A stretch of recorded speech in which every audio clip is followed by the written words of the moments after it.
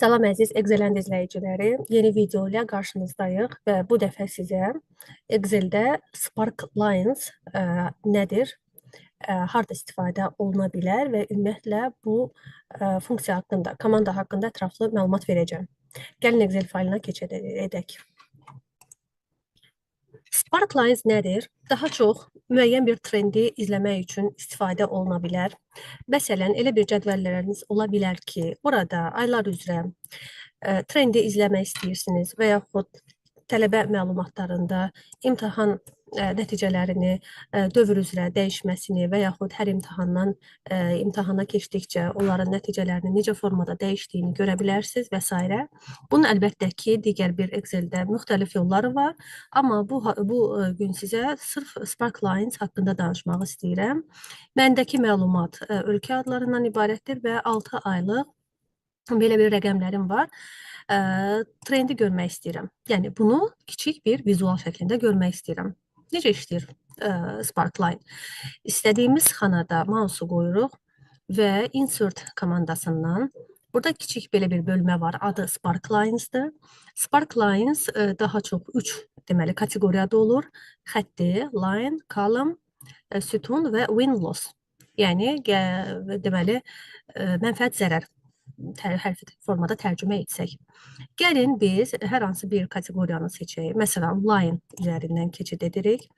Açılan baxın belə bir pəncərədə bizdən data range istəyir. Yəni ki, biz məlumatları hansı diapazondan götürəcəyik.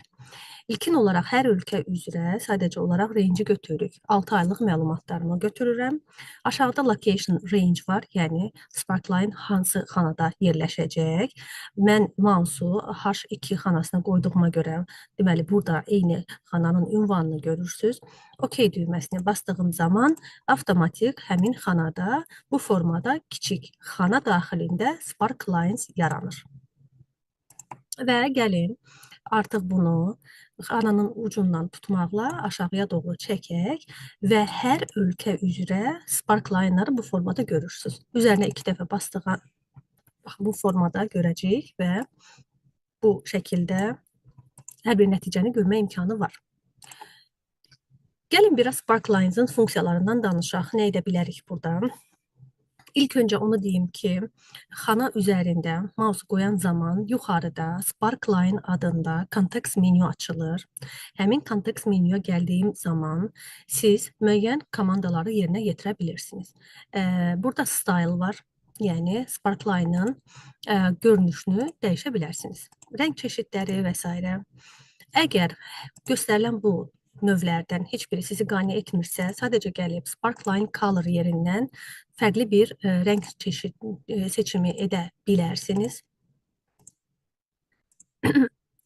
Hətta marker colorlar var, hansı ki Sparkline-ların müxtəlif nöqtələrinin özünü belə rəngini dəyişir. Daha sonra həmin deməli menyuda nə vardır? Ən birinci gəlir Edit Data. Sparkline-ın yarandığı deməli diapazonu dəyişə bilirik. Üzərinə gəldiyimiz zaman baxın biz burada həmin ərazini dəyişə bilərik. B2-dən G6-ya qədər olan cədvəldən oxuyur və siz buradan sadəcə olaraq həmin digər cədvələ və s. tətbiq edə bilərsiniz. Növünü dəyişə bilərik. Məsələn, column chart seçdiyim zaman baxın bu formada görünür. Bir o qədər də oxunaqlı bir məlumat alınmadı deyə və yaxud win-loss götürsək əgər, burada da bizdə mənfi ədədlər olmadığına görə biz bu effekti bir o qədər də görə bilmirik. Ona görə yenidən line, yəni xətti Sparkline-lardan istifadə edəcəyik.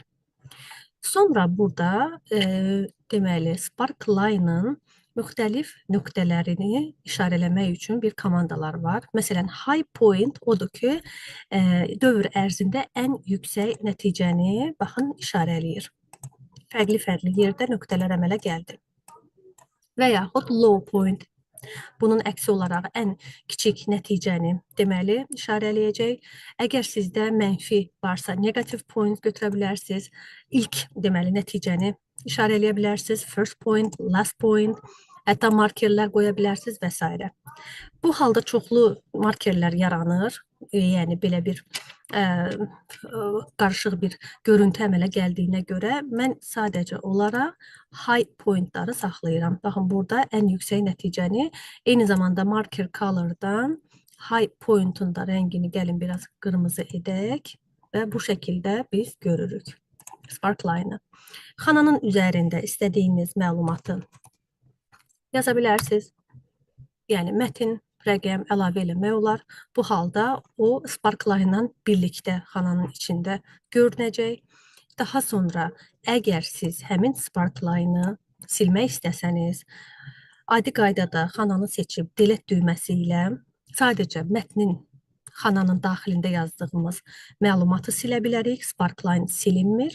Bunun digər bir yolu Sparkline menyusundan gəlirik və clear komandasından Clear Selected Sparkline sadəcə bunu seçirik və bu şəkildə biz onu cədvəldən təmizləyə bilərik. Geri qayıdacağım. Belə bu formadadır. Bu da vizualizasiyanın Excel-də kiçik bir nümunəsidir. Müxtəlif cədvəllərinizə tətbiq edə bilərsiniz. Yeni videoları üçün səhifəmizi izləyin. Sağ olun.